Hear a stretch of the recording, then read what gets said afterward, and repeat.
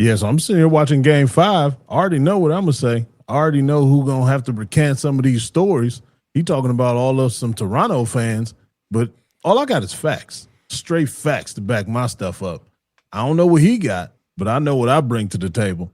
We're gonna get right into that and see what he got to say, because he gonna have to explain himself. It is not going the way he expected it to go. I'll tell you that much. Coach E on the mic, it's a game for all seasons. Dropping knowledge bombs, yeah, he got 1,000 reasons. Football to the hardwood, track to the grind. Perfect time fitness, he be flexing the mind. X and Rick Timmons, the squad so unique. Opinions hit harder than a linebacker peak. Comedy and culture, yeah, they got that blend. When the whistle blows, it ain't close to the end. Coach E, game for all seasons, we ride. Laughs and lessons, the crew by his side. Sports, life, culture, they keep it alive. In the post-game word, that's the vibe.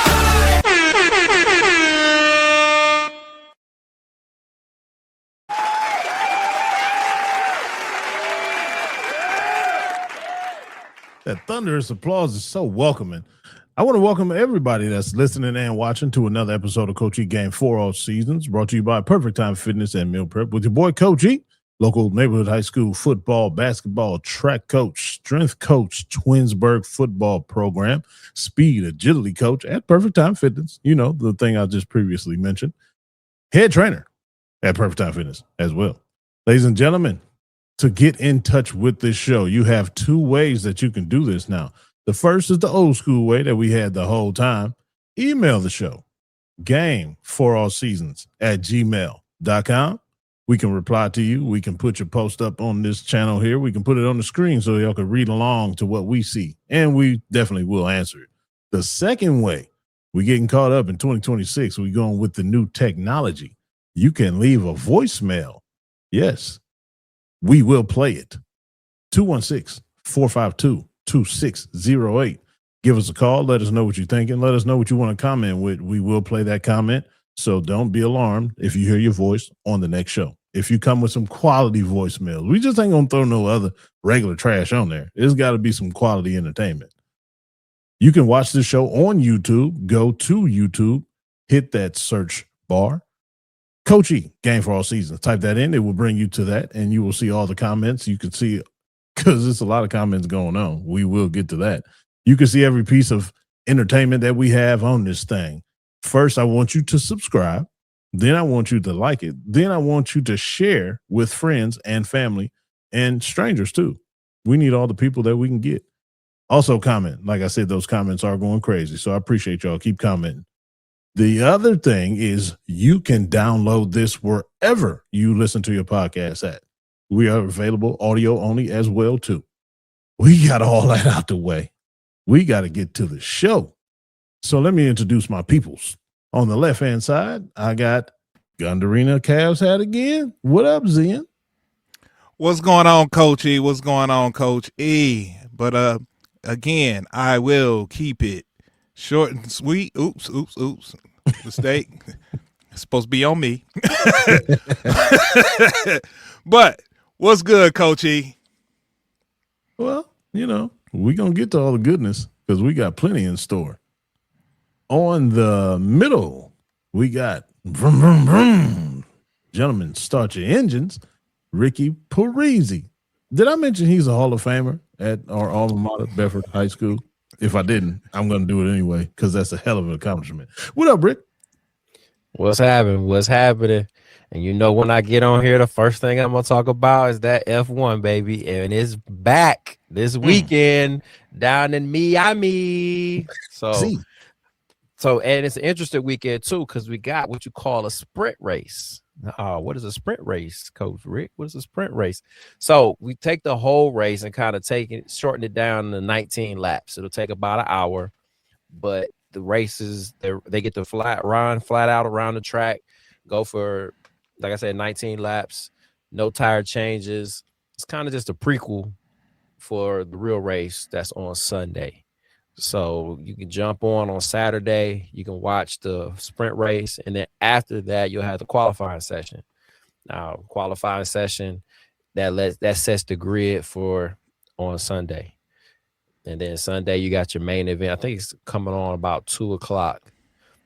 and it's on. I think they're running on Apple TV this year, and you might be able to catch it on ESPN. But it's our time, so you don't have to stay up real late or videotape it. It's actually gonna be in Miami. So remember, we got the new race specs coming in for the cars. So it'll be interesting to see what happens. But I'm looking forward to the lights going out and we going racing, baby. I'm telling you, I'm gonna get it one day. I keep saying that every week. This is like the month I said I'm gonna get into it. This is the race, man, because it's in Miami, so you get to see how the spectacle is in the U.S. And check it out down there in the Sunshine State. Sprint race. I'm gonna have to holler at my cousin Brian, man. You remember Brian? Yeah, he down there in Lauderdale, so I'm gonna see if he gonna mosey up 20 minutes up the road and check some of the festivities out. Hey, you ever done that drive? We flew into Fort Lauderdale and drove down to Miami. That's all we do. We never. Yeah, we flew to Miami one time. Horrible experience, and it was some freaky stuff. When we checked baggage too, and now we never check baggage after this whole incident. Dude, the door on the airplane got jammed, so they couldn't get our luggage out. Literally 3 hours we had to wait. They couldn't get the door open. 3 hours. We waited at baggage claim. We came back from the DR. And we had to go through the terminal. I went through duty free, had stuff all packed up. They talking about, oh, you can't take it through. See, I was like, oh, so I'm supposed to just leave all this liquor I got? Yeah, you just got to leave it. I'm petty. I'm very petty. petty. There, opened all that liquor and went. Every bottle. And dude just started laughing. I'm like, well, if I ain't drinking it, ain't nobody drinking it. Because you know what they was on. Yeah. I was hot, boy. I was hot. And speaking of somebody that's hot, Mr. Taboo Timmy Owens. What's up, B Sizzle? What's up, East Scurry? Wait, you hear that sound? Burn, burn, dead team walking in Toronto. Dead team walking. I don't know if it's dead team walking or the clock striking midnight because these bums, you know what? I put a little speck on their name. You was right, E. 6-game series.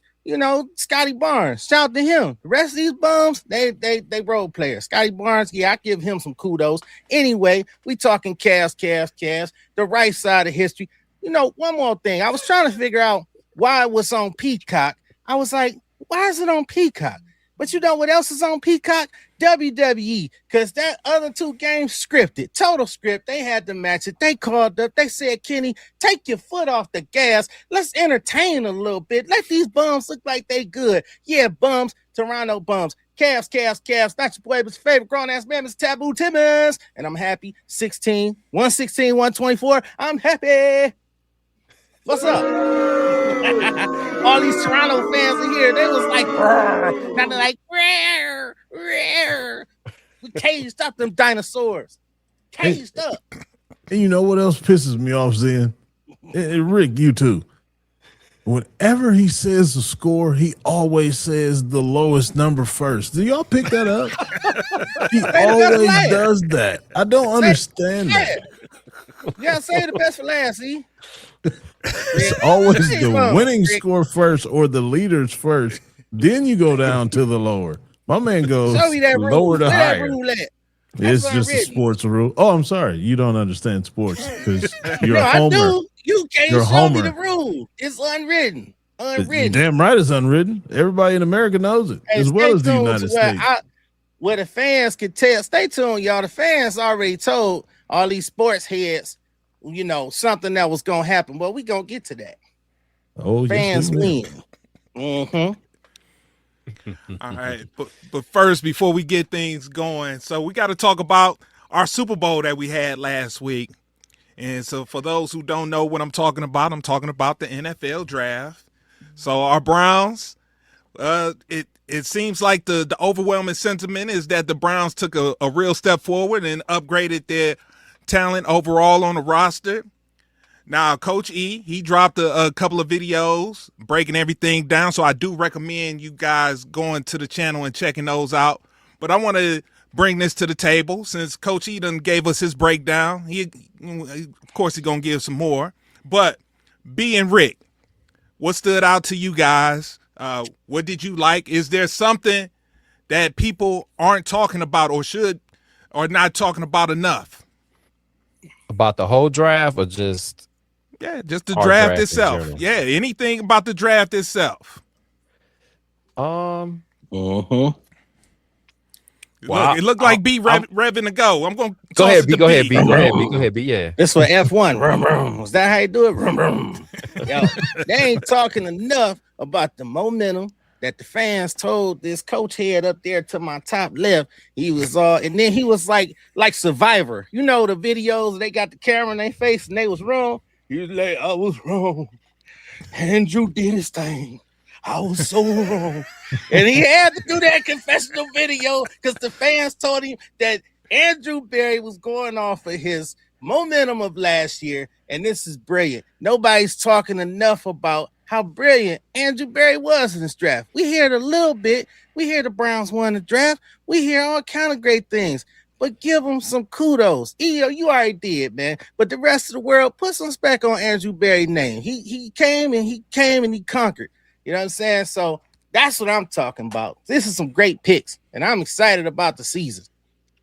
You know what's crazy, guys?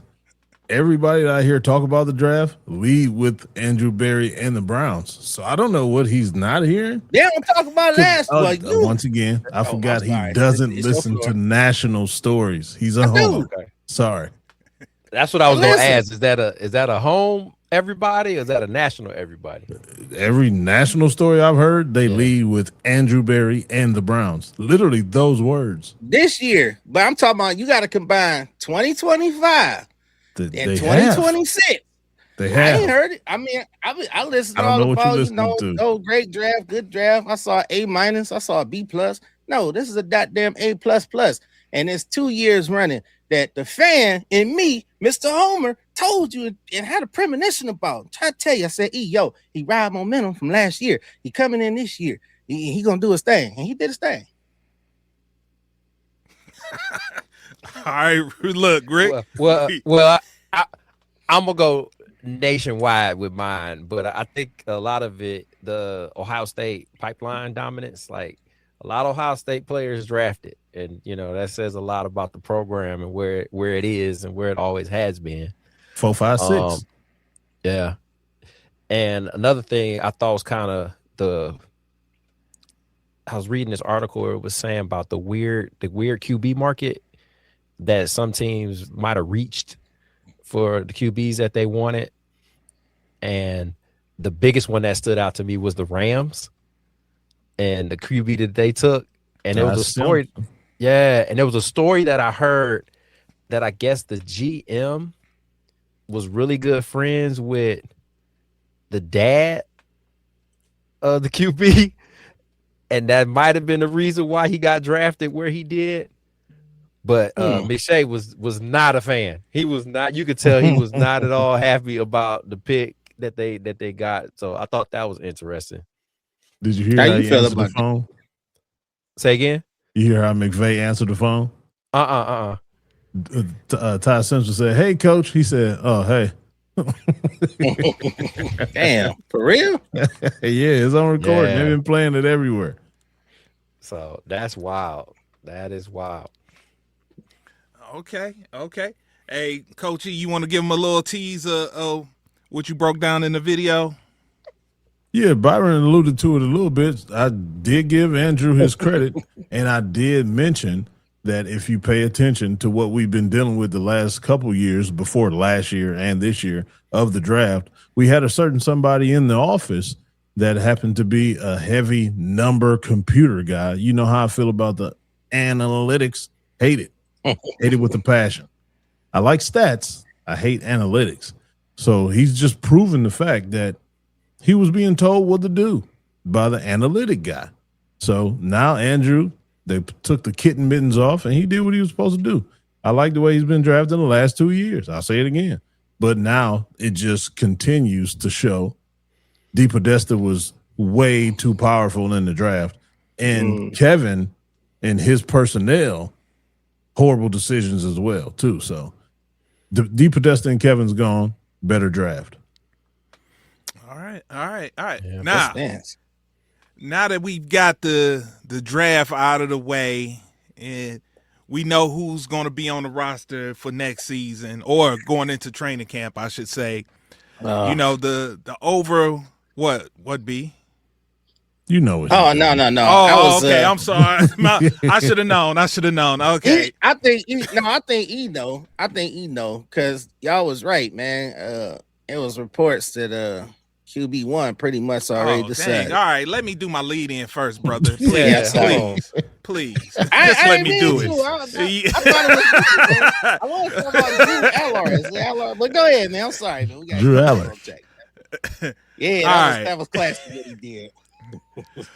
But now that we know the players and the roster that is looking like going into training camp, there is the looming question about who's going to be the starting quarterback for this season. And to some, the portrayal of the Browns quarterback battle feels a little off. If you've been paying attention to the Cleveland media lately, you think Shedeur Sanders was already the QB1 for next season, and Deshaun Watson shouldn't even be considered for the job. So we're still months away, though, from any meaningful football. And despite being named a Pro Bowl replacement, Shedeur wasn't as impressive as the accolade may portray. So the question is the narrative being pushed to us reality or fiction? And will this be more of a real competition than what the talking heads are making it out to be? So, look, B, go ahead. Your eyes big. Start it off. Get it off the chest. Yeah, man. Hey, look, man. I always say, yeah, my hate for Watson might have to subside if he go ahead and steal the job. Because Rick, you had a good point. I think he was talking about it. I was in battles with Micah and CJ and everybody, So if the man come out balling, man, he is experienced. And it's, you know what I mean? He got that experience. He got that big frame. He doing what he do. I give him a shot, man. If he coming out, give him a shot. Because if anything, the worst can happen, he go out there and play great. And that's a good scenario for the team. He go out and play great. Then we got decisions to make. Shedeur can sit back and get ready even more. So even though I wanted him to get the PT, but if the man playing great, I have to shut my mouth and eat some cabbage. All right, look, I'm going to do something out of the ordinary. I'm actually going to toss this one to Coach E because I know Coach Ricky is over there. He ready to throw the thunder down. So I want to save the thunder for when he throw it down. So Coach E, go ahead and set up that live for him. Yeah, I'll set up the lightning before the thunder. But I'm still a Watson guy. I've been saying the Watson stuff ever since he got here. What's going to change now? Nothing. Just I hope he can stay healthy. That's literally it. But if he doesn't stay healthy, I have no problem with Shedeur stepping in and doing what he's supposed to do. Be a good backup for this situation. But my thing is, I don't know how it happened that fast in minicamp. That's the only question that I have. Everything's on there. No pass rush, things like that. Yes, Deshaun is a very good escape artist and everything. And I can see how they can be enamored with the way the ball is coming off his hand. They keep saying that part on the radio and in certain reports. The ball is coming off his hand, jumping off of his hand, jumping out of his hand, connecting with the receivers because, they've been working in the offseason in Florida for quite a while. But I think it's just too early to make that decision. So you ask if it's going to be a real QB competition. That's the part that I'm thinking about. If it is, why already come to this conclusion so fast? Definitely for the media. But Monken, I think he's a football guy. He wants to have that true QB competition in order to see who he's going to have. I think he has offense ready for both of them because both of them are kind of similar a little bit. Shedeur can escape. He's just not a, runner after the play breaks down. He can extend the play, but he's not going to make his bread being a runner after the play breaks down. So I think Monken is happy, and I think he should have a true QB competition in training camp. Okay. Now, for the piece de resistance, Coach Ricky. Look at his face. That was Ricky. Ricky. Like I said last pod, man, like we are talking as if Deshaun Watson got beat out for his QB spot. And that's what kind of baffles me. Like he got hurt. So that's how he lost his QB spot. Anybody else, any other team, we wouldn't be talking this much about the backup, let alone a backup that we are talking about like won 10 games for us last year. Like we are really talking on projection about Shedeur Sanders, and that's just 100%. Do I hope one day, whether it's with the Browns or with somebody else, that he has a great career? I do, but let's show the light that you're trending that way first. You know, so that's what baffles me about this whole quarterback competition thing. But when I really sat down about it, and I'm thinking, I'm like, this is not a Cleveland Browns thing. This is a city of Cleveland thing. Like we are searching for, and this is the take, we are searching for LeBron James. We are searching, no matter the franchise, whether it's the Browns, whether it's the Cavs, whether it's the Indians, we are searching for that LeBron James feeling that puts us back in the national spotlight with the sports media. You know, what's my evidence of this? You could look at the Deshaun Watson trade. When that trade happened, everybody, oh, we got Deshaun Watson. We got Deshaun Watson. We were the talk of basically free agent. Who was the one to pick him up? And even if you think about that time, it really wasn't the best time to be picking him up with all his it was, Rick. That for was the us, only way we was gonna get him. If you, that's the what? Shenanigans happened. He was on sale. But to that point, Zen, it put us back. It put Cleveland back in the national media. It put us out there. Same way it did when LeBron came back. You know, then you could go back to the Browns with the Odell Beckham trade. Everybody when Odell came on, oh, we got Odell Beckham. We got our receiving cores off the chain. A lot of hype, poor fit. Cancer in the locker room, minimum return. Woo! Yeah, Rick, I disagree with you 100% on that. I agree one. with him. He cooking. Let him cook. I know. Hey, No, man, go I'm ahead, cutting the go fire ahead. off. I'm cutting the fire off. I'm telling you. Go ahead. Look, no, it wasn't a poor fit. The only thing that was a poor fit was the quarterback and the head coach. That was the poor fit. Who was the QB at the time? Baker Mayfield.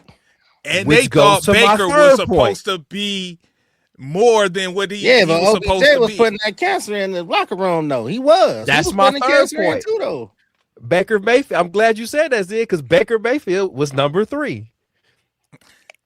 And Baker was going to take, and I think we kind of let him go. You know, I ate crow. I think we let him go a little soon because Baker down there. I think he's grown mentally. He's down there and the Bucks doing his thing. Is he? Yeah. Of What, Yeah. what equals doing his thing? He balling. He's the Wasn't same he- exact player. No, he's not. No, He he's is. not. I don't think He had a 4,500-yard season. He's not the same player, guy. Come Well, on, man. with Mike Evans and don't Ibuka matter. and everybody I else, mean, you here better you had have a OBJ 45. and you had Jarvis Landry. Landry. And you had Yeah. Kevin Stefanski calling plays. Why are we Yeah, overlooking and you this? had that cancer.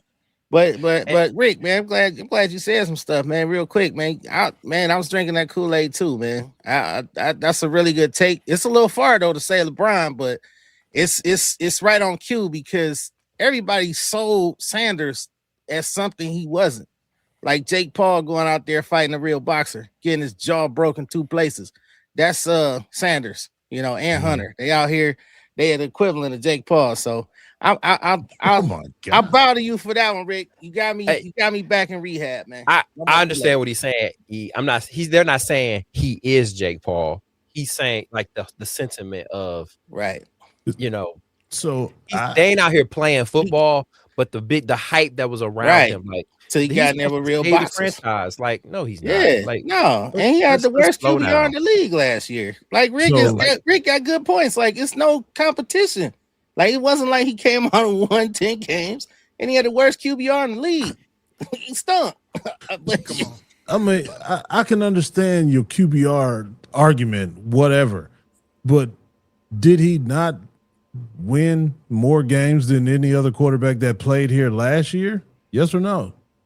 But the bar is so low. That's not a yes or no. But like he said, he got Still hurt. not a yes or no. So Yes. it's no competition. Yes, Thank you, Rick. but you still can't. You doing a Kevin Sugar, you can't Stefanski. put No, You no, doing no, a you can't no. put Kevin sugar Stefanski. on shit and call it a Snickers. You know what I'm No, saying? I'm not saying it's analytics. great. I'm not saying he was great, but the way he started that Baltimore game looked bad, looked really, really bad. I saw growth from that point all the way into that last Cincinnati game. It was definitely growth Yeah, by I saw far, some night and growth. day. I So agree all with I'm you. saying is, why not continue to let him grow? And I'm not saying he should be the starter or whatever. If he clearly beats Deshaun out in the competition, by all means, you literally earned the starting quarterback position. But I think just because he's so popular and the media in the other world made him so pulverizing, I think that works against him too with a lot of people. So a lot of people tend to say what you just said just because of that. And I'm not saying you're saying that because of his popularity. You're saying that on a pure football opinion. Yeah. But other people are using that against him to say, well, like B, he ain't as good as everybody said. I saw growth. That's all I'm saying. From the bare bottom where he started the Baltimore game all the way to the last Cincinnati game. Hella growth. But was it enough growth? And not to cut you real quick, it wasn't enough growth to be in a conversation of taking out Deshaun Watson, even at the level of what he played. That's what Rick's saying, and I get it. So I got to because he's QB2. So it has to be a competition between QB1 and 2. Yeah. No, it don't have to be a competition. No, ain't no QB1 and competition. QB2. Man. If you want to see if Deshaun is healthy, and if you want to see him grasp the offense, if you want to see him work with the rest of the team, then yeah, it has to be a competition. That's probably why they made it so quick. And I know if there's a big difference between saying Deshaun going into week 1, Deshaun Watson is our starting quarterback. That's who we're starting the season with. And yeah, we want to have a good quarterback battle. We got a good number 1 and a good number 2, and we want to see what's happened. Those are that's two what I different said scenarios. for training camp. That's what I said for training camp. Let the QB thing go for But that a just week. answered your But then question. after that, you're wasting time because you have to get in rhythm with those ones. Just like everybody was complaining about this preseason, that Shador never took snap with the ones. I might take heat for this. I don't think he's done enough to be in a quarterback competition with a guy who lost his position because he got hurt. And that's why they made the decision. I just think it's situational. It's situational. He just said why they make the decision so quick. That's your answer. Because they're like, what are we doing here, guys? Like, it's apples and oranges. Like, it's a guy who was mediocre versus a guy who haven't played well and he got hurt. Yeah. So when he come back in, so that's why it should be a competition. You just said it, B. It's been a competition, but they seen enough already. Is what we try to say. That's the part I don't agree with because nothing happened. It's minicamp. Everybody's not even here. The whole team didn't even report. It's optional. Minicamp. They talking like Rick. They like, why are we having a competition with a guy who was middle of the road or low on the totem pole because versus a guy that just got hurt? The head coach said it himself that he really likes what Shador does. Yeah, so he wants to see it. That's why I thought it was a lot. I thought by that token, it should be three. It should be 3 quarterbacks vying for the starting spot. Not at all. I was going to ask you about the 4th guy though, because they did draft Taylor Green. Is there any chance hell he has a shot? No. Okay, he's not good. People talking about he's 6'6", and I mean he's an athlete. That's what I'm saying. Not ready for NFL. No chance in hell. Okay, gotcha. Hey, if he's on the field, then you know our season screwed again. All right, look, this is blowing my mind that B, the number 1 Deshaun Watson critic, number 1. There is nobody. You right, and yet you can't understand why somebody who is not. I mean. Underperforming is a hey man, understatement. I was with y'all. And so when you see something that has a glimpse, a glimmer, we saw some glimpses of what could be from Shador in those last, what was it, 7 games? Yes. Yes, we saw some glimmers. Have we ever seen glimmers from Deshaun Watson? Maybe once. That come back in against the Baltimore Ravens. I got you on that. The Titans games, both years against the Titans, he had good games. The Titans, the Ravens never threw over 300 yards. I am the number one Deshaun hater, but with Rick makes a great ass point though, because I didn't believe in what's his name, Shador. I hated Watson. I thought Gabriel had a slightly better and had his shot. He was ass. Then when Shador got in the game, he showed some growth to E's point. But growth and potential to a man who may not have been healthy the whole time. Because one thing they keep talking about is the shoulder. And I remember going back, E kept saying the shoulder. So they like this shoulder looking like it's finally, capital keyword, finally 100%. healed enough. Then now he's going through the full throwing motion. And remember, I kept saying the dirty balls, but it's funny because he came in with dirty balls. So I was like, what the hell going on? He's supposed to be okay sitting down 2 years. Now he's coming in balls in the dirt. But they saying something might have been wrong with his shoulder the whole time. So they saying now that his shoulder is fully healed, he's out there putting touch on that ball. He's doing it. And your professional who's been struggling because of injury is still going to be eons better than a rook who's just showing some potential. And that's what Rick is saying. So that's where it's detoxing the Shador Kool-Aid in my system. And it's like, wait a minute, it's reality. But There once was never again, any Shador Kool-Aid when it came Yeah, to it was. UB. J. Cole. I'm not believing that anyway. J. Cole. Exactly. But I'm not giving him some disagreeing with anything that Rick is saying. I'm just saying I see why it should be a competition. That's it. And if Watson kills him, he kills him. And then that's the end of the story. He probably Because already killed him. But when you say a quarterback competition, that gives very, very little leeway for any type of bad play. Any type of bad play. That's what you want anyway. That's what you want. I do want that. No, I want that. No. What you want is continuity and consistency. Yeah, And that's what I I don't- said. You can't have it for a long time at all. It can't be long. So therefore, it could be continuity with the ones, whoever is going to be the starting quarterback. What did Deshaun Watson ever do to earn this? He hasn't Be done an anything NFL in these 4 quarterback. years to be able. He's at the point now to where he doesn't have the wiggle room no more. That's gone. That's gone. We It's gave you nobody 4 playing- years of that. That's gone. If he's playing hurt, which he was, Right. Baker in his Mayfield. throwing arm, that has a lot to do with it. Yeah. Hey, Because I'm gonna even show. I'm mental gonna too, even throw, and the mental part. Yeah. I'm gonna even throw Baker Mayfield some. Baker I'm Mayfield. gonna shoot him Okay. some. He was On playing rotator. hurt. Now you Yeah. want to prove it now. Now you, hey, okay, that's all And I fine and think he dandy. has- Now I you had to think he prove it. is. We not going back to the days to. We not gonna start from scratch. And whereas now you just how it was when you first came to Cleveland. That ship is sailed. That ship is Yeah. sailed. You want to It's a prove new it day. now. Prove No. it. If, No. if you was hurt, Okay. if He you getting was paid- hurt he getting paid and too you much needed money for that your shit to sell. mental was Yeah, off. that part. Okay, if all that was off, okay, that's cool. That's fine and dandy.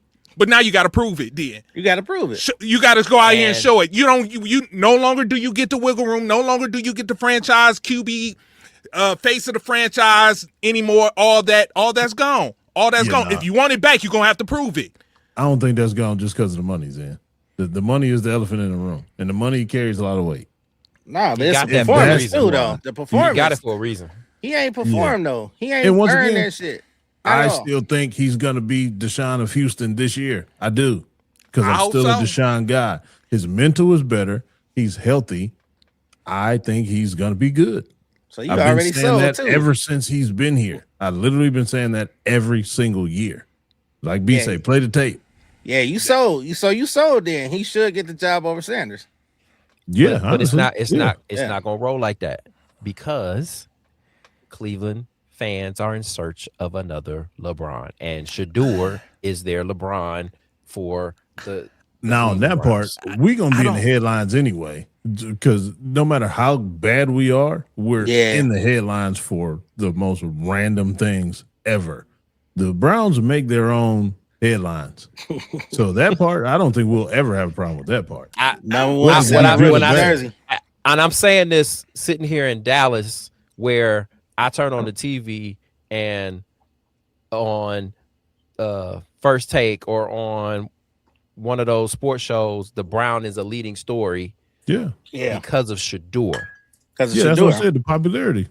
Right. I have So not that's- seen one interview with Watson, and he got fined though. I don't know if it's because of him. He did get fined though, but not one, That- one. And I seen all Shador, like Because he's the only guy. that is a little bit more of an inside job. I've heard stories about that. really inside with the Browns organization with Monkey. No, not with Monken, up top. That's scary. Yeah, he got a stadium to sell. He need the Browns names to be in the But public that- all but see- all day. But Every that's day. the thing. Like he need a stadium, so why not put your eggs in the Shador basket? Because he gonna sell out your stadium. It's no future with Watson. Even if he ball, I get if he go ball. But like you said, Rick, everybody loves Shador. The owner's kids was wearing Shador jerseys. The media have interviewed Shador more than anything. He got the number one selling jersey in a piece of the pot. So that's what I'm saying. Why 'Cause not look at the put your majority, eggs in that basket? That's going to happen just because his popularity and Yeah. the age you just said, the owner's grandkids. That's Yeah. that generation. He's popular as hell. So he's going to lead the league in jersey sales, especially now that he just switched his number too. It's a popularity thing. Who switched his number? He number Shador. two. 2 now. Yeah, he's number 2 now. Get more sales. You ain't gotta buy a new jersey. It's Jake Paul, man. Why y'all don't But- see Jake Paul but- out here selling? That's a good business move because Yeah. his contract is structured that he gets Yeah. money from his jersey sales. Mm-hmm. Plus, it's been his number the whole entire Yeah, the whole time. So, It just wasn't and- available and- last year because Kevin said no rookie is going to be a single digit. That's why Quinshine wore 10. Rick, don't make that face because No, I he is think the that's man- stupid. I think that's stupid. What what's the name said? Yeah, No, no, Kevin rookies literally can said wear that because Like, that's Quinshine's dumb. number is 1 and he Yeah. wanted number 1, but Kevin said no rookie is going to wear a single digit number. That's That's why dumb. Harold Fanning was number 44. That's dumb. I think he had the worst QBR of like all time, though. I think. Let me see. I mean, But B, that's not a at the lie. s- But look at that offense he had to deal with. Why is Thank that you. not a Thank point? But to Rick's point, man, it's like I don't know. We gotta see. I mean, because So was that not the same offense that Deshaun Watson had to deal with? No, exactly? Absolutely. While playing No, hurt with the no, same hey. play caller? Rick, yes. Yes. I've said same that. play I've caller, been on but that not train. not talent wise. No, What do you not mean? talent Who- wise. No. Play No, calling at will least you override had all that. Amari Cooper, and you can say what you want after he He started had 1,000 soaking in. yards. Yeah, Exactly. Who played? That was you with had Flacco, though. Cooper. What? Hey, whatever it was, you had Amari Cooper. He had something that was resembling a number 1 receiver to throw to. Yeah, Watson was awful, but You if he had was a hurt, Nick they Chubb could explain it. before the injury running the ball for you. Like he had pieces that 19 times. that whatchamacallit, that Shador didn't have nothing that resembled anything that Deshaun Watson. It was a reason why the city got excited because we thought we was a quarterback away. That tells you about the talent that people saw on the roster as it is. So yes, it's totally 2 different scenarios than what Shador stepped into. Now, if you want to say the play caller, I agree with you. I'm on board with you 100%. on that. But other than that, everything else, no, it was totally night and day when it comes to that. Man, All right. we gotta And see that on one. defense. That And defense. Yeah. Man, we couldn't score At least 20 Shador points, had guys. that defense. Last Yeah. year. We Under couldn't Shador. score 16. He We was averaged ass. He was 16. ass. Yeah. Look, Thank look. God we had the defense. All right. Yeah, So yeah, we yeah. didn't have to rely 20. on him throwing the ball to get his And back. that's what I'm saying. He was But ass. once again, y'all cannot Play call. overlook these play calls. Y'all can't overlook Kevin. You just can't. That's the main focus right there. I'm with you, Rick, man. Thanks for Look. the detox juice, All right. man. I was drinking the Kool-Aid, man. It's Thanks, unbelievable. Rick. I'm free. All I'm right. free. Look, we gotta let this one ride. We gotta let this one ride. We The look, darkies win that one. I Y'all agree. lost. All day long. Y'all lost. Go darkies. speaking about darkies and lights, hey, let's talk about this Michael Jackson movie. So, hey, he started out dark and ended up light. So, hey, you know what I'm saying? I got a light skin friend. Bruh. So, Oh, now, man. look, Be right back. #1 at the box office.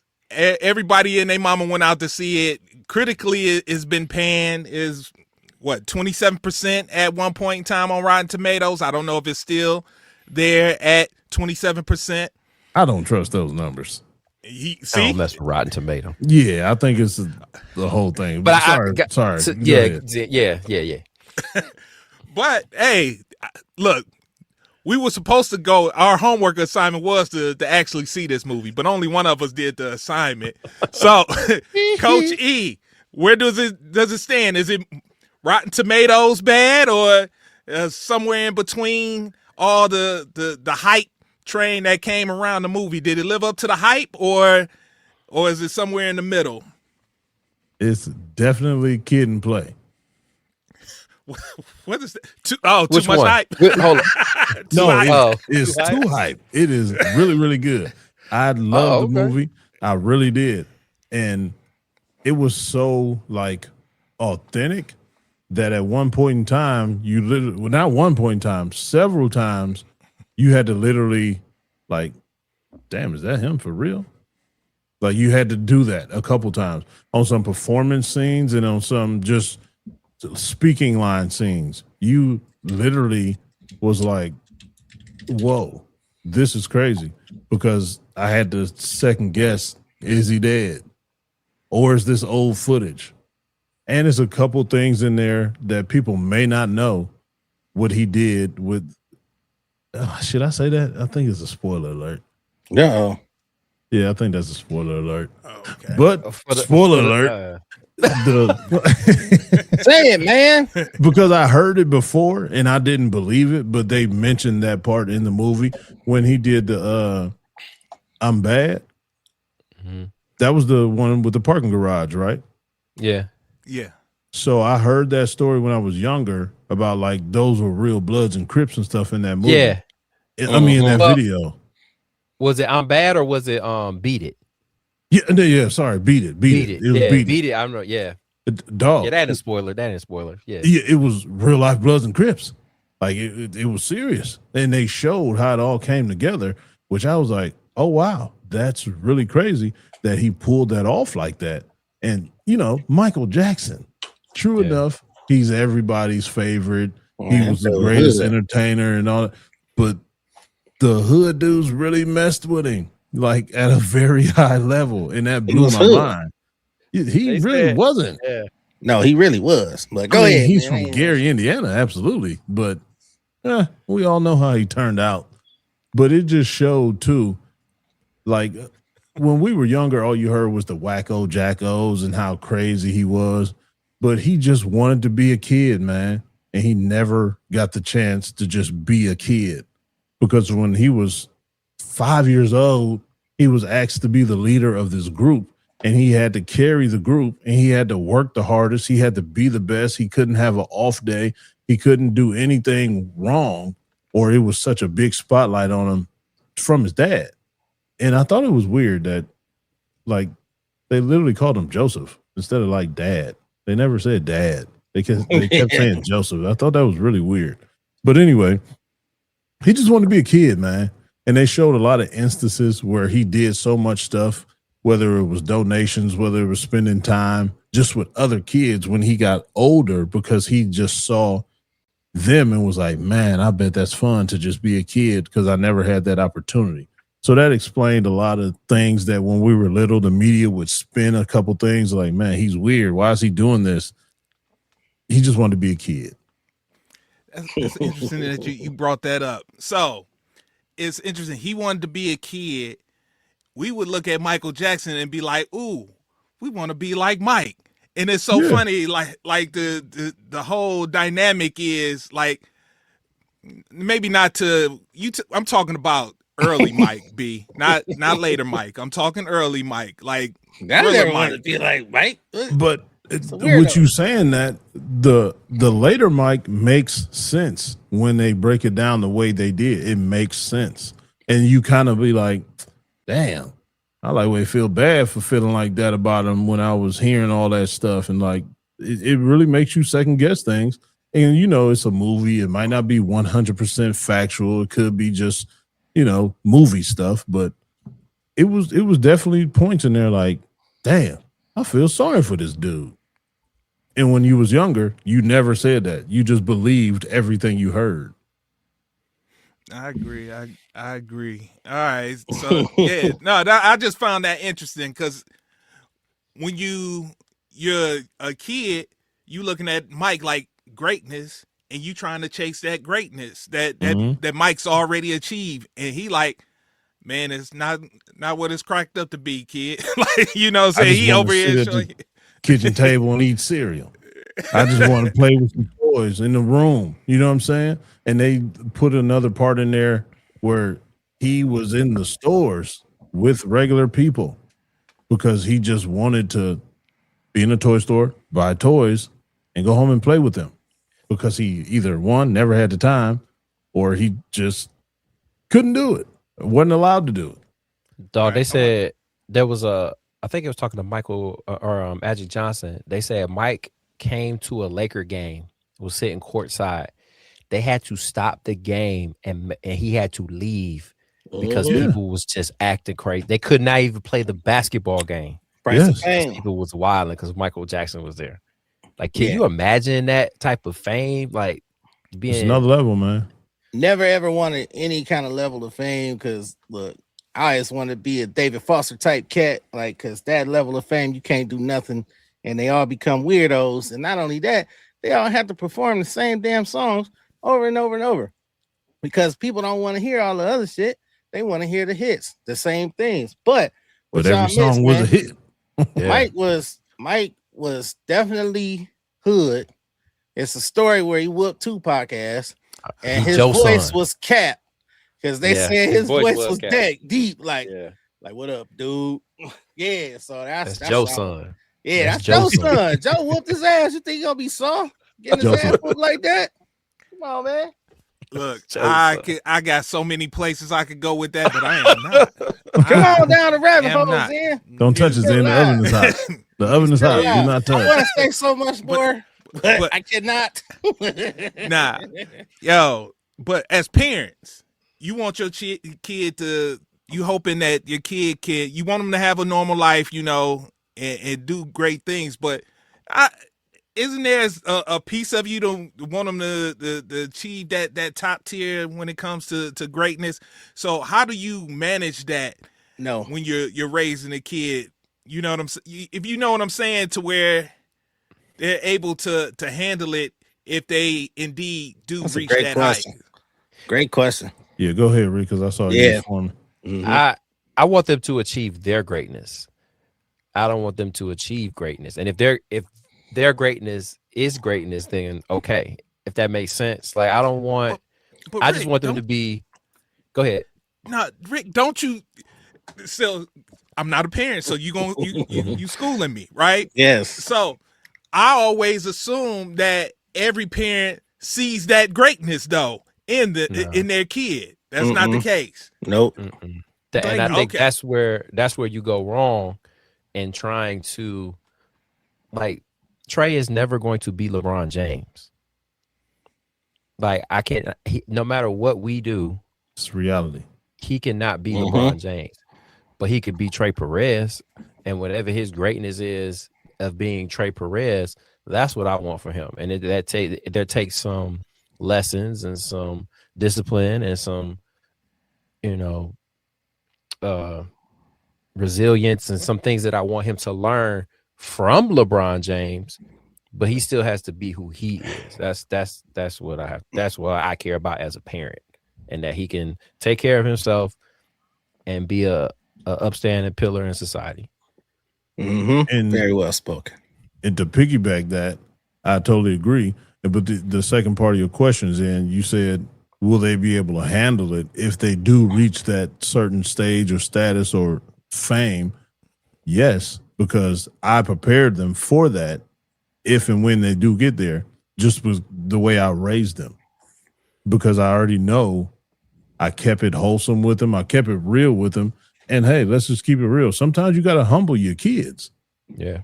And it's easier to receive that from your parents than it is from a stranger, because from a stranger, it could come off as hate or just somebody that doesn't even like what you're doing or don't like you or your situation, and jealousy. But if it's coming from me out of love, they'll be prepared for that if and when that happens. So yes, I agree. Just like you said, Rick, you want your kid to achieve their own greatness. But if they ever do get to that, yes, they will be prepared, because I know I did such a good job as a dad and as a parent that I prepared them for that moment. Yeah. Tina Knowles smacked Beyonce right in the mouth, even though she just heard herself on the radio. She said something, flip it. Tina Knowles said, "Oh no, ma'am. I don't care what you on the radio. Go do what I told you to do." Tina Knowles ain't care. That's how you gotta be. It's still one more level to it too, because to your point, to both of y'all points, because the kids can hoop.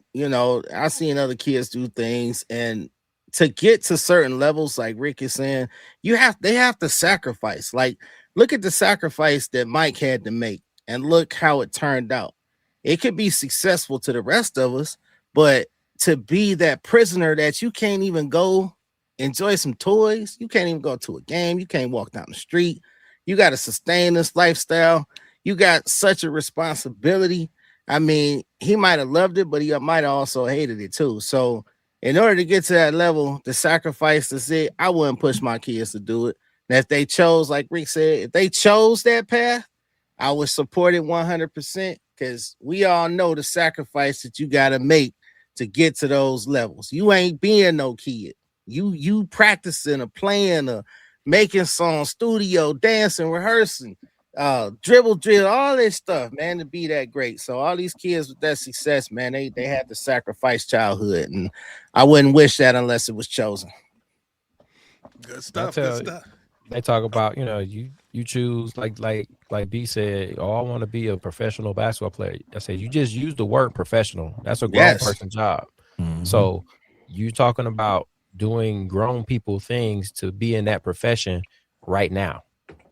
Mm-hmm. Like, it's not like being a doctor. It's not like being a lawyer where, I gotta go to high school. I got to go to college, and then I'll go to med school. Like, nah, that school starts now. Immediately. All right. Real quick. Killed that one, gang. Yeah. real quick. Now, all this talk about how good, what is it, Jafar? Is Jafar. That his name? Yeah.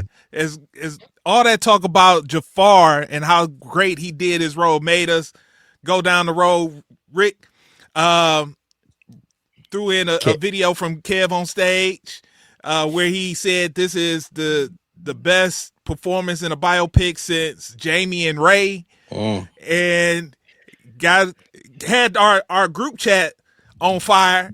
So, fellas, what is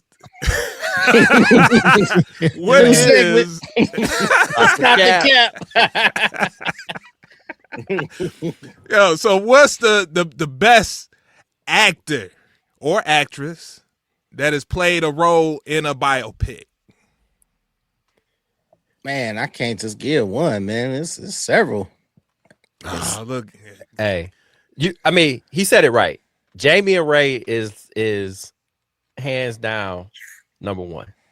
I would think there will be no argument with that. I can see how you come to that conclusion. Yeah, just because of what he had to do. But yes, dude was blind. What he had to do. Okay, he was blind. What you mean blind? He blind for real? I'm going to disagree, but go ahead, Rick. What you mean blind? Ray Charles. You ever heard of Ray Charles? He's blind. Oh, Ray. Oh, you talking about Jamie? Oh, yeah. I thought you was talking about Jafar. But y'all, how y'all gonna stop Angela Bassett? Hey. I mean, see, just because we choose one doesn't mean we're shitting on the others. No, y'all said the best. I heard the best. Yeah, but who played their role the best in the biopic? And I can agree with Rick, Jamie Foxx, because you had to nail that blind, and you're not blind. You had to totally embody that. You had to become that. You had to feel that. You had to live your life like that all of that for a very long time. That's hard to do. Yeah. Close your eyes for 3 easy. days straight and conduct regular life like that. You think he had his eyes closed a whole time he in the picture? No, he didn't have. But he still had to act blind, though. Yeah, I think he did. It's not easy. I think he did, B. It's different. See me? Like those scenes when he has the glasses on. Yeah. You can't see his eyes, but it's different doing that with your eyes open and doing it with your eyes closed. Like I'm gonna say you could tell, but I think as an actor it would be different. And I think if I'm not mistaken, they said he had his eyes kind of taped. Yeah, okay. Tape shut. I mean, he played a great role, but Angela, she was Tina, and Chadwick was James Brown. That's my second.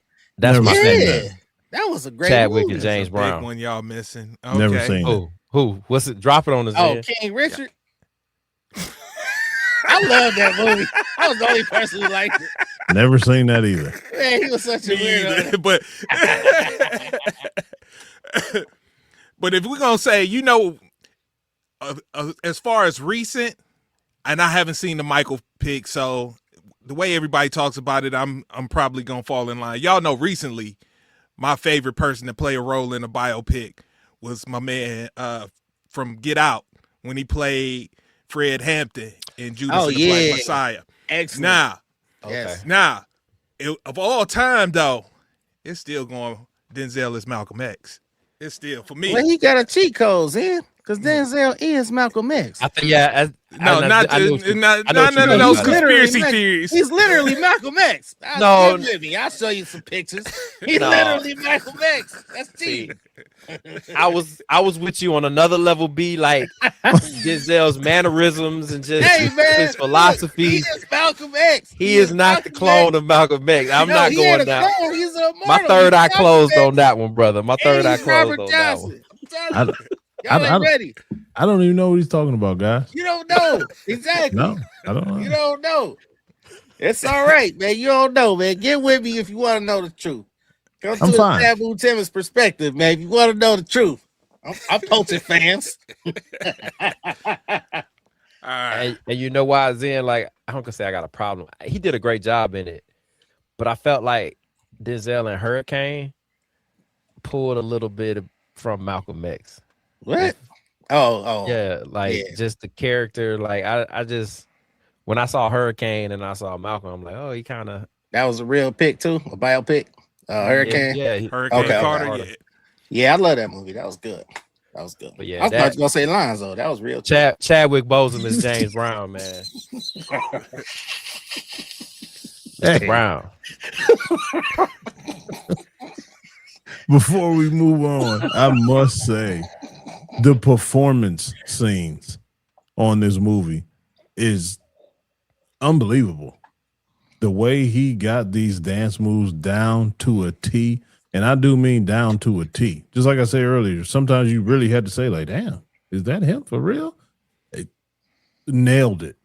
Nailed every single body language, body mannerism, body angle, contortion. Moonwalk. I mean, a lot of people can moonwalk now, but dude, it was unbelievable. I enjoyed every single minute of that movie. And I'm going to keep saying that until you guys that didn't go see it. Okay, I seen it. I seen it. I'm to keep an open mind. But I'm gonna say, like, it's going to force you. I saw there was a Michael Jackson at the theater. We went to Fair Park here. They do a lot of theater plays there, and it was a Michael Jackson play. When the guy opened his mouth and started talking like Mike, the whole crowd chuckled. And I always, well, it's just I had to wrap my mind around this guy is going to try to sound like Michael Jackson in this play, so I have to deal with this. And it's you know what I mean? Is it like that? No, it's dead. I'm telling you, it's dead on. Everything he did is 100% dead on. I'm not over exaggerating. I'm gonna be open minded. I'm not going. I don't give a damn how much money this movie makes. I'm not trying to sell the. He did a damn good job. And let's keep in mind, we just had that who played their best role in the biopic question. This is a person who's never acted not one time in his whole life. And he nailed that. And he was 13 years old when Mike died. So he didn't really, I mean, of course he knew him because he was his uncle, but he didn't know him to that extent that every one of us knows him. Mm-hmm. So he had to go back and do all of that and learn all of that for a person who's never done that before. He freaking nailed it. I wonder how many was actually him. Not He Mike. better than my man. What's my man's in? Mike's Jason alive. Jason Weaver. Oh, it's not even. Yeah, right. conversation. Jason Weaver was great as young Michael. He was the Dude. best young Michael. Come Hey. on, man. Kansas Watch City. the movie. Now, I don't know the I kid's did watch the name movie. that played No one does. the kid Michael in the movie. I don't know who that was, but the grown Jafar nailed it. That was Y'all really gotta Mike. see. Y'all gotta see Flex play Mike, man. I'm still lost on who that even is. Flex, man, with the hair. The dark Flex The skin. Alexander? comedian dude. Flex, yeah. He played Oh, Mike. I can't take that serious. Mm. Is that he really played Michael Jackson before? Seriously? Yeah, you had a few people serious playing Mike. version of it? Yeah. Go back in the chat. I put a picture in the chat. You have to scroll back up. I thought you was Flex. joking this No, whole time. brother. dog. No. No, it happened in real life Oh my god! on everything. Okay. All right. No cap. No It was a cap. television film. No cap. Well, all right. So That's bad. our weekend started. Our weekend started with the NFL draft. Then it went on to Coach E going to see the movie Michael, but also on that weekend, over the course of that weekend, the Toronto Raptors tied up the series with the Cavaliers 2-2, and we had a pivotal game 5 that was played tonight as we're doing this recording. And it has wrapped up, and the Cavs are victorious, 125-120. So, fellas, after that showing in Toronto, as Rick says, it's no longer LeBronto. After that showing in Toronto, has the Cavs righted the ship? Hey, system rebooted, man. System rebooted. We righted the ship, man. Hey, look, kudos to Scotty Barnes, man. That's the only one over there. Brandon Ingram, soft. Oh, And I'm talking hold to on. my Toronto people. Soft. hold on. Hey. You said Toronto people soft. Yeah, I'm Ah, talking to man. Toronto I love people. that you have said Go just in that, the sir. Get him, Zen. So, Where's there's Ingram? there is on our YouTube channel a video Yeah, I where found we previewed this series. And hey, with the Toronto Raptors tying it back up, the algorithm, it got kicked back up into the algorithm, and a lot more people started watching the video, right? What's up, my And so people? a couple of people had some things to say about your preview when it came to this Toronto series. So first one, I'll keep it light. The first one was just simple. It was real simple. So I want to give my man Black Hawk 2K918 a shout out. Ass 2K. So he said he just started off, this is the playoffs. Take no team lightly. You have to be a killer to defeat your opponents. That was that. But as the series got tied up 2-2, Things back. change. Double down. things changed. So Phil Mine Techley, I hope I pronounced that right, 42-43. He said Toronto got nobody. Huh. Laughing emoji. Poof. Your team, Charmin soft. Oh, I was like, what's that little, what's the little sounder that people be playing? But you got one, E-Force, for that one. Go ahead. Oh, my God. There we go.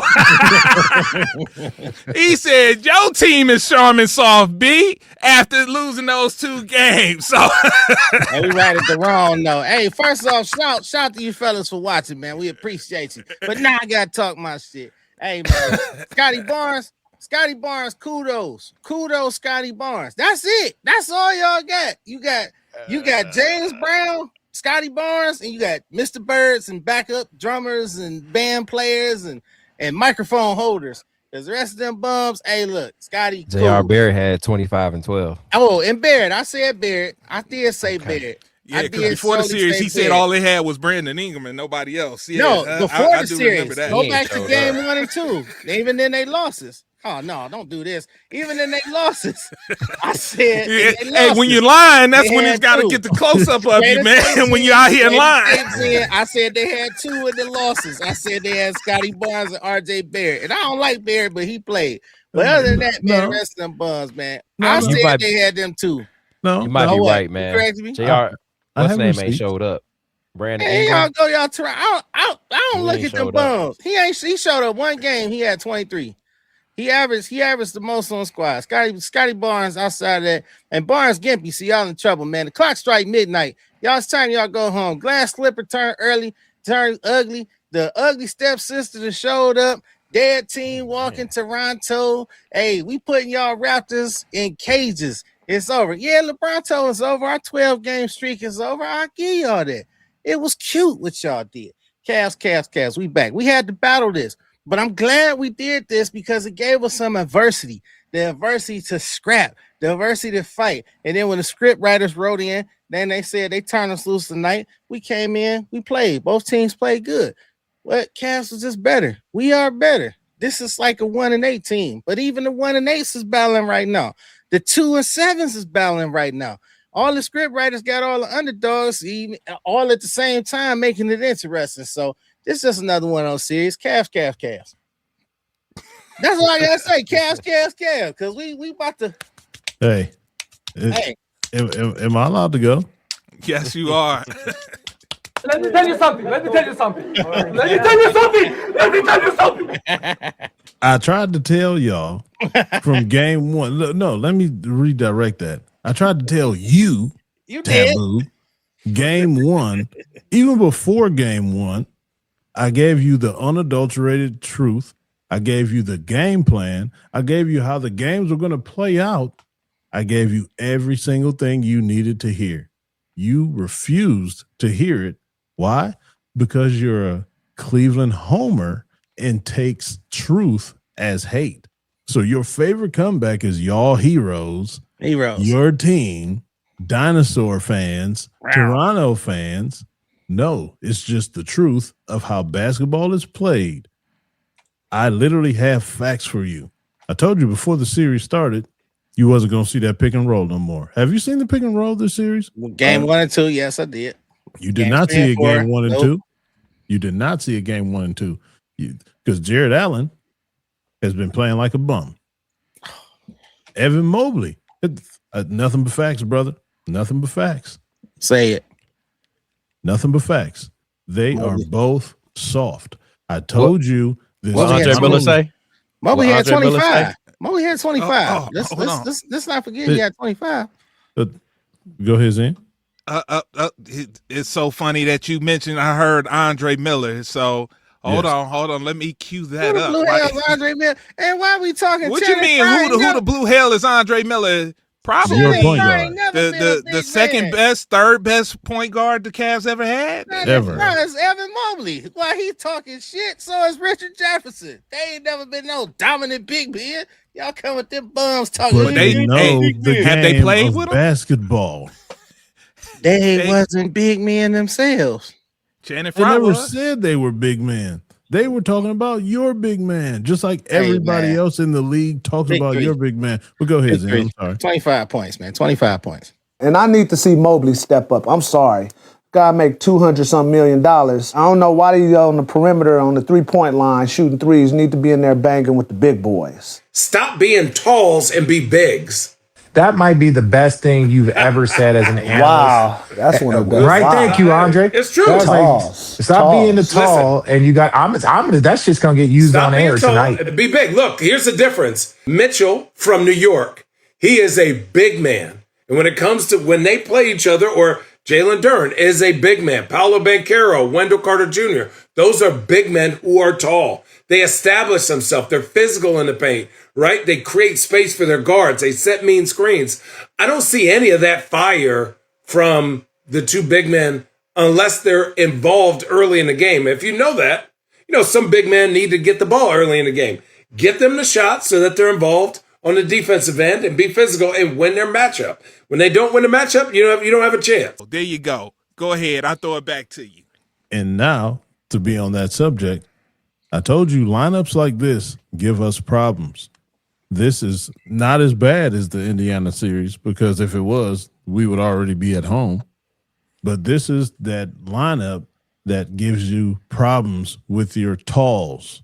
I told you, everybody on Toronto is 6'7", 6'6", 6'8", 6'9", 6'7", 6'10", 6'6", 6'5". Those, they give us problems. So their version of small ball, like I tried to tell you, is not your version of small ball. Your version of small ball is Schroeder, Merrill. Too little already. And you still got to leave Mitchell and Harden in there. So you're already outnumbered with your height and your athleticism. We are not an athletic team. If you be honest about it, we got Donovan Mitchell, very athletic. Where do we go after that with athleticism? Max Strus, not the best athlete. He's not elite. Evan Mobley, not elite as an athlete. Jared Allen, not elite as an athlete. So what does that do for the other team? Spread them out so the bigs can't be bigs. Your favorite line, we got trees underneath. We got trees underneath. Mm-hmm. So why has Toronto been leading the games in points in the paint? Because their bigs are killing our bigs. Our talls. Okay. So all I'm saying is pick and roll has failed. Stretch lineups have been killing us from day one. Go all the way back to the Orlando Magic series that went 7 games that should have had no business going 7 games. And let's be honest, if we win this series, we have a possibility of seeing them again. That can be dangerous, but I'll hold on that thought. Yeah. I'll hold on that thought.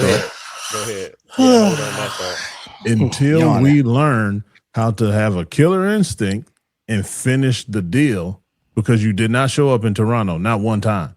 So, yeah, you got your victory today. That's why I told you 6 or 7 games. I can see Toronto going home and getting hot again and sending this back here for a 7th game. I can see that happening. So I hope you're ready for that, getting that popcorn ready, because we all know anything can happen in game 7. Whatever script you're talking about doesn't exist. The refs called the right game. I heard you and CJ talking y'all trash, having horrible basketball takes because y'all are just fans with so much emotional in it.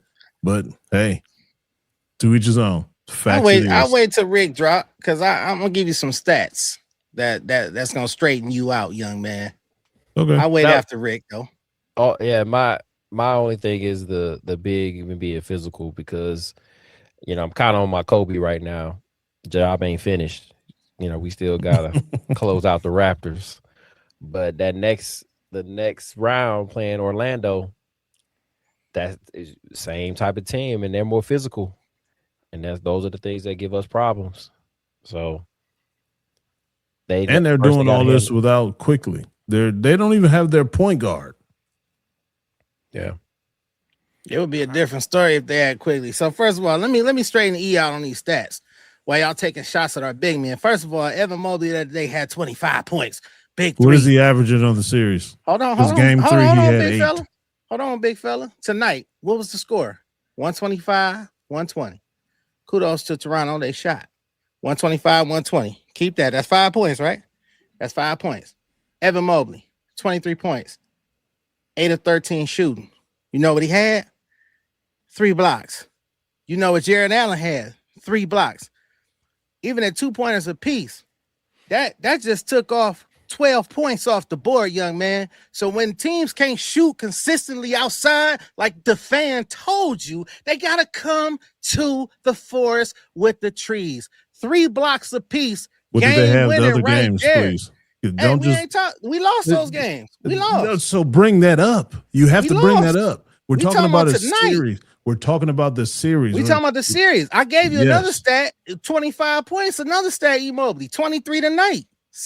What in did the he losses, have he had in 8 Toronto? the other night. It was terrible. So It was terrible. leave that out. You just Exactly. can't.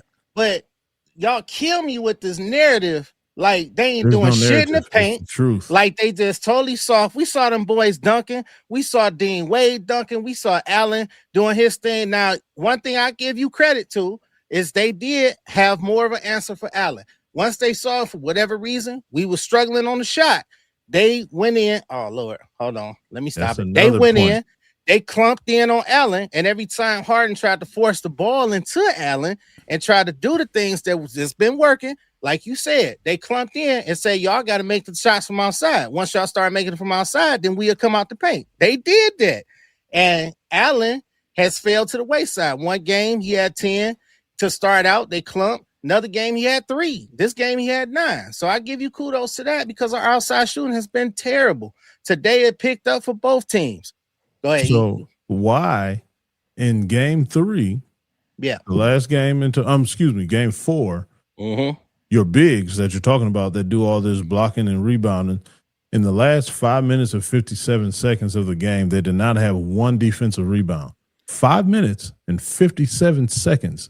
Your 2 bigs did not have a defensive rebound.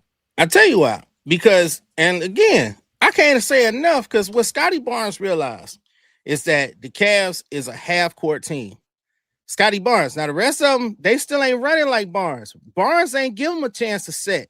And they look confused. And I was like, damn, I was waiting for them to adjust. But what Barnes was doing, and kudos to you again, Barnes kept going to that paint, and he was going with authority. He was going to dunk that sumbitch every single time. And if you look, several times he took it 94 feet down the court, just running fast, just running, and didn't give nobody a chance, even his own team. He didn't give anybody a chance. Barnes figured that out, but now they're in trouble because when they bump knees, he stopped doing that. I don't know if you peeped that, you let the fan peep that, but the fan who recognizes patterns saw that Barnes start distributing, and he might have wanted to get the rest of the team going, but maybe he didn't have that lift or that burst that was getting him to the paint because he was eating, and the Cavs had no answer.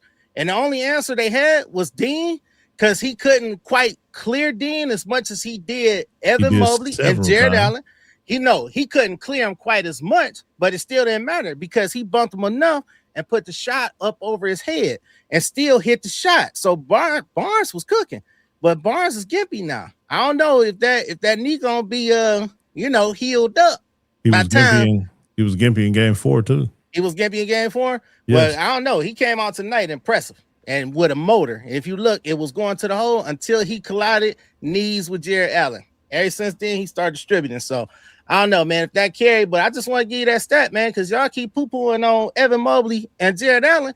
Mobley is doing his thing, man. He doing his thing. Well, he's just not, because you're acting like it's just us 3 that's doing that. The whole because nation, y'all trying to make him something that he's not. Y'all you're trying to make him something he's not. Y'all are, because y'all want him to play at this fast, tough guy motor that he don't have to do. Yes, y'all do. You just literally played a clip where he said the talls got to be bigs and tough and strong and more dominant. He's not that. So I got to stop. He's like a Marcus Gamble. Once again, you keep bringing up things. That's the problem. He's a supermax player that doesn't play like a supermax player. But you told me that ever since the CBA, that these contracts gonna be like that. Supermax. Is it still supermax money? Yes, it's supermax. Supermax is held for your best players in the franchise. 200 million. Shit, over 200 million. Over. The X factor I see with these games is Brandon Ingram. He's the in the games where they home that they cooking. win. In the games they won, he played big. In the games they lost, he didn't show up. So if the Cavs can keep Ingram under wraps, seems like they got a shot to win it. I gotta right my wrong real quick though, because I looked up. So the people in this $200 million, all except Bradley Beal, he stink. But you got Curry, you got Jokic, and you got Jaylen Brown, Tatum. He's not that. He will never be those guys. That. He ain't those guys. He will never be. But that's my answer to you saying you guys are trying to make him something he's not. Not us. No, I'm just asking for consistency. He 18-9. Look, that's not that supermax money. It's just not. Real quick, I need you to answer this very quickly. I got you. Very quickly. I can't get long-winded on this one. All right, real quick, serious. All right. Hold on, astute. A consistent thing. Even the people commenting to our video on YouTube mentions that the Cavs are soft. Every time the Cavs are mentioned, when it comes to their weakness, they bring up the word soft. And yet you don't seem to see it. Why is everybody wrong? My mama used to always tell me everybody can't be wrong. if everybody's saying it, everybody can't be wrong. So, Well, I'm gonna tell you why. Because there, first of all, two reasons. See, mama grew up in a time where individuality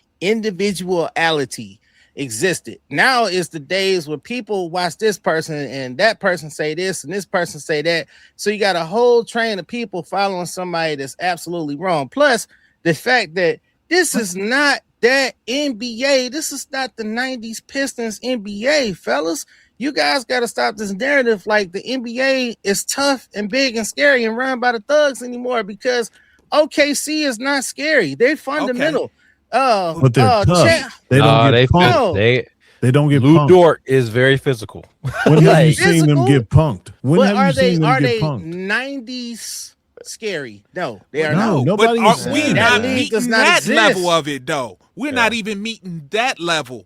We're not even asking you to go back to the 90s. We're not meeting the toughness level of today's game. Are tough? The Celtics are tough? How? We're not meeting that. Yes, we're not meeting that. We're not even coming up to that level. I don't understand. No, that's the question we're asking you. And I'm giving you the answer. What I see is, first of all, this is not that league, guys. So you guys got to relax. Second of all, I don't want to see that. I don't want to see that. You want me to finish? Or you want to jump in? That league don't exist. We done with the 90s. Skill set stink. Now is a different time. So the answer to answer you guys' question, that league don't exist. People just jump on the bandwagon, and the Cavaliers can play the way they play. You might have a guy like the dude in Detroit, not during the 4. What's his name? Anybody know his name? The 4. Maxiel. Isaiah. No, not Maxiel. Isaiah Stewart. Yeah. He is 90s tough. But is he effective in a game? Will he beat you? Hell no. Are you worried about him scoring? Hell no. This is a scorer's league. Hell no. He ain't going to. I'm tough and I'm big and I'm scary. Don't do shit. Draymond got dunked on by Wembley. Wembley ain't scary. He dunked on Draymond. Looked down on him like, yo, what you saying? The worst answer. Were we worried about what Mitchell Robinson could do offensively to us in that New York series when we faced him? He got some rebounds. He didn't beat us. He got rebounds. Rebounds were key. No, the rebounds. Those are extra possessions to kick it out to Brunson so he could shoot that 3. It was extra possessions. It was definitely. But that's the type of energy. That's the type of intensity that you got to match. But did they win the title with that? I'm just saying. No, but they sent our ass home. Yeah, but did they win it? Who sent their ass home? Is what I'm saying. Who sent their ass home? Boston team. Who? And Boston had who? Porzingis? Who else? No, not that. Who? Then. Who they had? That's when they had Marcus Smart and the rest of the gang, Robert Williams. They Al Horford, all them. Was they as tough as that dude? And Harkenstein was tough too. Was they tough? Was they as tough as them? No. But they sent their ass packing because tough ain't gonna do it no more. Y'all gotta let that 90s shit go. Wait a minute. Hold on. To follow that point. Who took out Boston? Who took out Boston? The Miami Heat. Were they tough? The Miami Heat? Were. With who? All right. Who they have? Who they had? Bam Adebayo. You name it. Like what you like to say? Pool boys, some janitors, yeah, and mops and squeegees. That's what they had. And they was tough as hell and tough as nails, and they was able to get rid of and went to the finals. That's what I'm gonna say. Dudes, they compare again to those 90 tough dudes. Yeah. Oh, that's a new level of toughness. You're the only one bringing up the 90 stuff. Nobody's bringing up the 90 stuff. I'm saying they're not matched. That y'all talking with who? Y'all gave me bad examples of who's tough and who actually only to used that toughness. You're giving a bad example. Y'all said New York.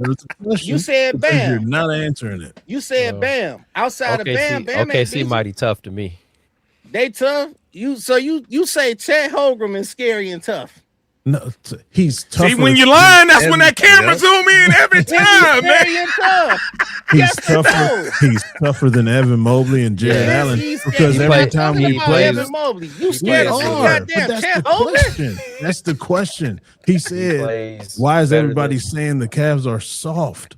Because everybody bullies them. They get punked every time. So it don't have to be 90s stuff. It don't have to be none of that. What you're trying to divert and say. I'm trying to get in the front court. In the front court. In the front court. In comparison to y'all hero, Chet Holmgren, Mobley has better numbers all the way around. So what we saying, fellas?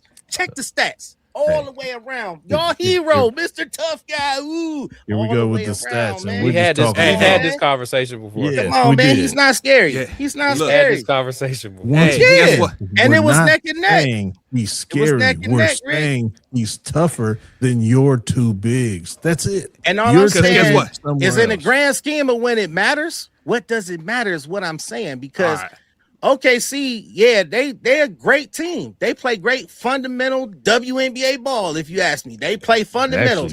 They lead guy goes to the same spot 17, 20 times, 27 times a game, and he shoots. And they do what they do, but they're not tough, guys. All I'm going to say is this. If they're tougher than the Cavaliers, and you want to know why? They saw the same Indiana Pacers team that eliminated the Cavaliers. Yeah. Thank you. And did they get punked? In the finals, how you say we got punked and we just lost the game? We just lost the game. Play the tape. We just lost the game. The Pacers, we lost the series. Okay. Lost the series. And but that was that punk, though. Y'all definition of punk. Us. I'll give you that to New York and those two players who, in the grand scheme, didn't mean shit. Okay. Yeah, so they did the thing. Hey, there's no getting through. But the Pacers ain't punk shit. How y'all say the Pacers ain't punk nothing? Y'all, we agree to disagree. I never agree with that bullshit. Last words. Yeah. Sorry, Rick. I know I'm talking a lot, Rick. I'm sorry. We gotta get out of here. We ran way over. Will agree, man. But I just had to. It was burning me up, man. I'm with you, but I'm just talking about the answers that we was getting. It just y'all ain't saying nothing. No, sir, you're not. We will never agree, so let's just end it so we can get out of here. My man said, "What did the Pacers do?" No, I said, "What did the Knicks do?" I said, "What the Knicks do?" And so I'm gonna keep it moving, but I hear that sound. Boy, that was an energetic pod, boy. Emotional. Yes, sir. Hey, Coach E. Yes, level-headed darky. You got a post-game word for the people. Yes, I do. All right, ladies and gentlemen, gather around, take a knee, all eyes on me. Today's word is, what you gonna do now? It's the end of the first quarter. April is about to be over. 2026 first quarter is officially complete. So what you gonna do now? Did you reach your goals in that first quarter in order to springboard you into that second quarter to keep that momentum going? If so, what you gonna do now? The pressure is on you. In order for you to end this year the way you want to end it, to springboard into 27, this first quarter had to be tight and right. So did you complete it the way you wanted to? I hope you did.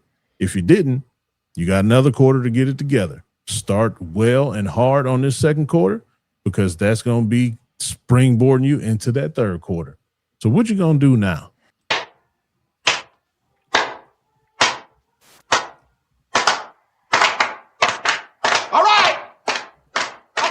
Win on me, win on three. 1, 2, 3. Win! It sounds so sweet. Ladies and gentlemen, thank you for listening to another episode of Coach E Game for All Seasons. Unfortunately, I'm sorry you guys had to hear that last part. The guy just doesn't understand. He's a true homer and he sticks with it. And for that, we show him love. See you next week. Right. Thank you for tuning in to Game for All Seasons with Coach E. Remember to hit the like or subscribe button on Coach E's YouTube channel. To listen on the go, download wherever you get your podcasts. Also, make sure to follow Coach E on Instagram, X, and TikTok at BigF216. Contact us at www.perfecttimefitness.com for one-on-one or group training sessions. Our theme music provided by Mr. Taboo Timmons on SoundCloud at Mr. Taboo Timmons. Once again, thanks for listening and see you next week.